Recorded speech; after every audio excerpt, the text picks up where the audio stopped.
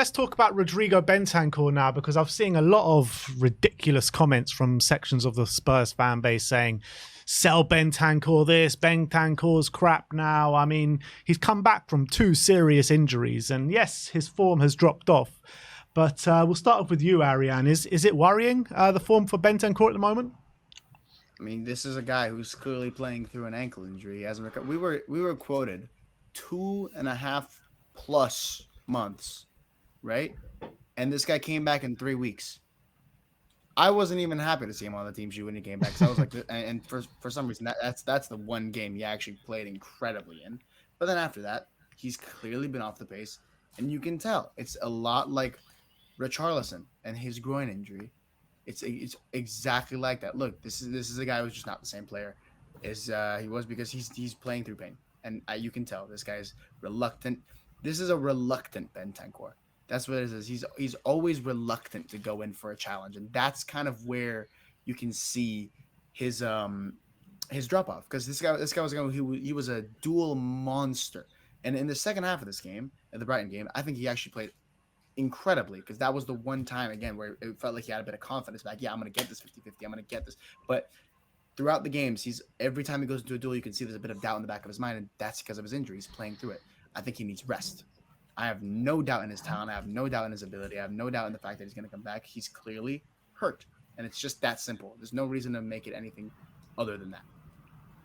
Yeah, I completely agree. And I agree with you what you're saying in the second half as well, because he got taken off just as he was like growing into the game as well, didn't he? At the period of time he went off in the game. But Amir, what's your thoughts on Bentancur? Are you worried about the level of his performance at the moment, or just not really at all? Look, we all know that he's not, at his prime at the moment. Coming back off those terrible, horrible injuries, Cash, I'll never forgive him. What a dirty player.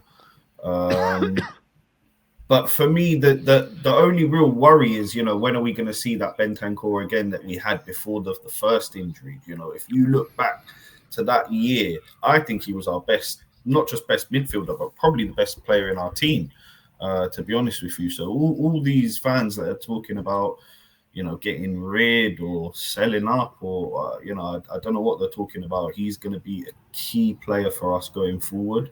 And I think, the way Ange doesn't really see, but he doesn't really like to see those positions, 6, 8, he said to get out of that mindset. So we need as many high quality midfielders as possible to be battling for those positions. So when you see, when everyone's fit and you've got Maddison, Bissouma, Bentancur, Lo Celso, Sarr, you're really looking at a really, really strong midfield. So I'm hoping he'll get back to, his full fitness. It might maybe take him a couple more games. If it takes a little rest at Wolves, why not?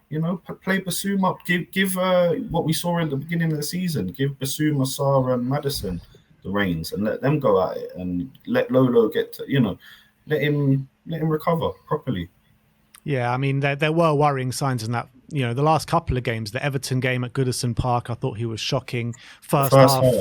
First half against Brighton, giving the ball away in the edge of the area.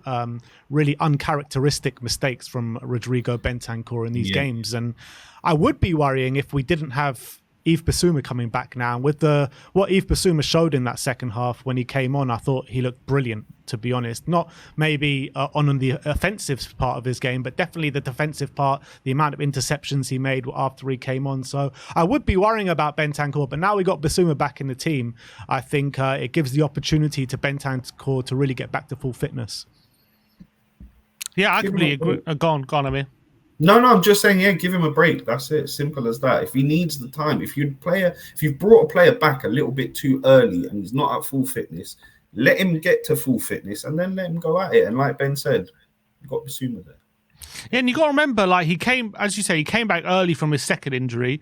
You got to remember, this guy's recovering from 2 injuries, and the fact that he looked so good coming back from the ACL against Villa was a credit to him rather than something that should be expected. No one should have expected him to look so good when he first came back, and he clearly worked very, very hard. People, they said when in that little documentary they did about him coming back from that injury, that he was doing extra training sessions like on top of what he had to do. So no, he didn't just want to come back from injury from that ACL. He wanted to come back in his best form. And I think we all can say in those first 25 minutes, he definitely did that against Villa. And what was really unfortunate is he picked up a second injury and now he's recovering from that. And now he's rushing back from that second injury. And I don't know whether he kind of did the things necessary to come back from that second injury in his best form like he did from the first one, because he was rushing back. We had lack of options. He felt that responsibility from the team. And to be fair to him, he was rushed back, but he did really help us at the beginning. You know, I thought against Burnley in the cup he played really well. He obviously scored against Man United in what was a really good performance. Man, the match display.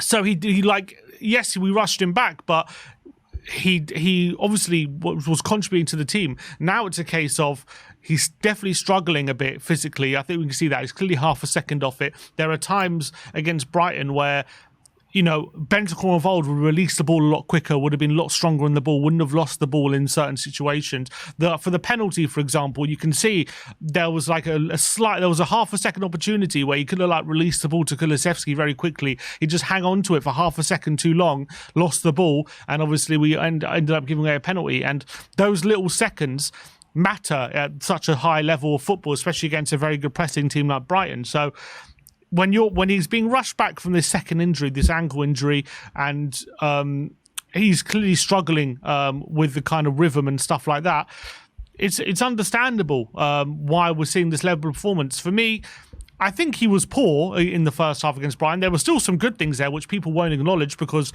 of the, you know, when he gives the ball away in bad situations, that sticks in your mind. But there were some good things he did. And especially in the second half, I thought he was growing into the game a bit more and looking more confident before he got taken off. So I do think, give him a few weeks. I definitely think he should probably come out of the team just for himself. I think maybe when he's coming on against tired legs, against when he can maybe start to dominate physically rather than against fresher players who are maybe up for the challenge a bit more, maybe that can help build his confidence back and he can start getting to those levels again. Ali Gold said recently in a video that the medical staff believe that we're probably not going to see the very best of Bentancur again till next season rather than this season, which, to be fair, is common practice for ACL injuries. We've seen it so many times with players when they come back from that injury, they're not the same player for quite a while before they have time to rebuild themselves. So it wouldn't be a massive surprise, which is even more of a surprise why he looked so good against Villa, because no one really expected that.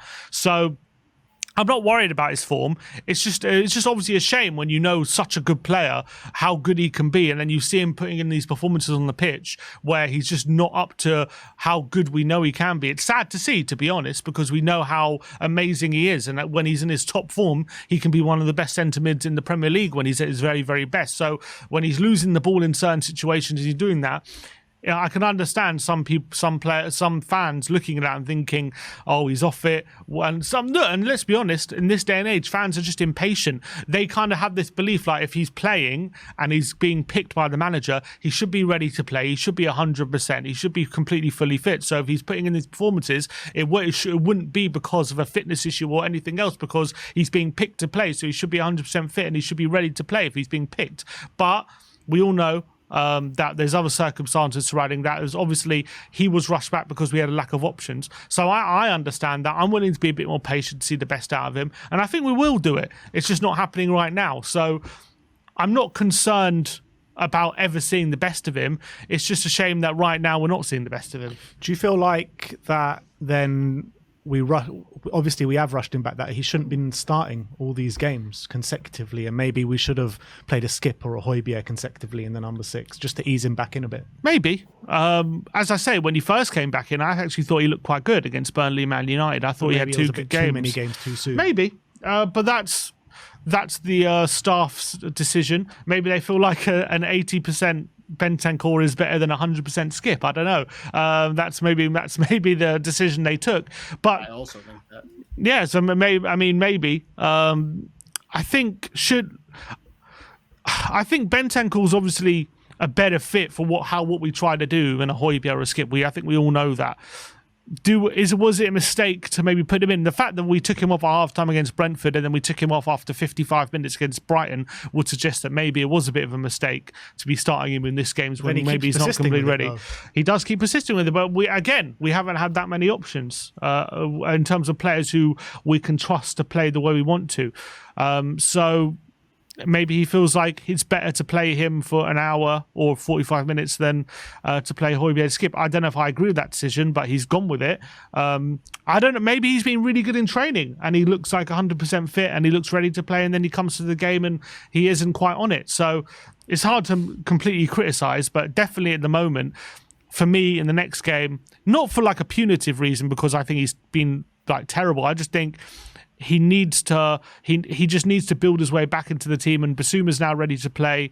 We know he can play the system. We have Sarr there now playing in the 8 as well, who looks great since coming back. So I don't think there's any reason to kind of rush him back into the first 11. Maybe there were reasons before because Bissouma wasn't 100% fit. We didn't really like how Højbjerg and Skip were fitting in the team. So we feel like we needed Bentancur in there. I think now with Sarr back, Bissouma back, there's no real reason to kind of rush him back in just to have a player there who can play the system because we have players available. So I think get him on the bench for the Wolves game, bring him on with like 20 minutes to go against tired legs, and I think that'll be the best way forward. 100%. It's a great option to have, isn't it? To have two classy players like that for the 6 in Bissouma, Bentancur, maybe even bring Bentancur as a number 8 or something later on in games because, you know, Pape Sarr, with the way he kind of exerts energy towards the game, to have someone like that on the bench that you're able to bring on is going to be absolutely insane. And Bissouma coming back, I don't know what you guys thought about Bissouma, but I just thought he was a breath of fresh air when he came on, and those interceptions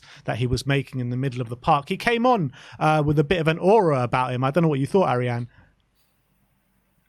I thought he was excellent. I mean, he was exactly what we needed. I think that was kind of part of his game that maybe, not that it was bad, but I think even before, like when he was in his outstanding from the beginning of the season, like his defensive side to me looked a little bit lackluster, but I think he looked his defensive best against Brighton. His defensive best all in his first shirt ever. I think he was outstanding. Interceptions, like you said, 1v1. Yeah, I think his dribbling and his, you know, kind of passing range was not quite where it was at the beginning, but I think, you know, he more than made up for it in just how good he was. I think he brought the solidity that we really needed to end up, you know, we ended up winning that game, and I think he had everything to do with it in the end. You know, obviously he was also there for the moments where we were a little bit poor, but I think if without him, it's a completely different game. We might have gotten suffocated out of the game, and I think he was part of the reason that we were able to get out of those periods where Brighton were dominant. He was outstanding. He was absolutely, and I think he bought himself that starting spot against Wolves. Yeah, completely agree. Amir? Yeah, fully. He came on, he did a job, you know. He's a player that I really want to see get back to his best, because if we think back to his first 10 games, how good he was, you know, he was man of the match in maybe 60-70% of them, I'd say. He was fantastic. So if we can get him back to that level and he can cut out all the, you know, I'd call it silliness, you know, the diving and the red cards and stuff like that out of his game for the rest of the season, you know, we're on to a huge winner in Yves Bissouma. I think his talents on the ball and the things that he can do, the way he can hold off players and just dribble out of 2 or 3 players, it's something that, you know, none of the other midfielders can really do. So if we get him fit and firing, back to his best, I think he's going to be a huge asset for us running in. I just hope that, you know, he does get his shot against Wolves, because, you know, like we were saying, Bentancur, give him a rest, let him recover, let him get back to his best, give Yves a shot, and let's see how we do. I really want to see that midfield of Bissouma, Sarr, Maddison, how it was. Back to the OG midfield, yeah, Amir? Yeah, I really want to see it. I think, you know, the way they were linking up in those first 10 games, we were unbeaten, guys. Come on, you know, like it was fantastic. And just, you know, Sim, you were saying earlier about you couldn't put your finger on, you know, what we were lacking in those few games. You know, we've got Sonny back. Son is back, guys. You know, like our captain is back. So, you know, you're looking at all that. Bissouma, Sonny back. Come on. We're going to have a good run in, guys.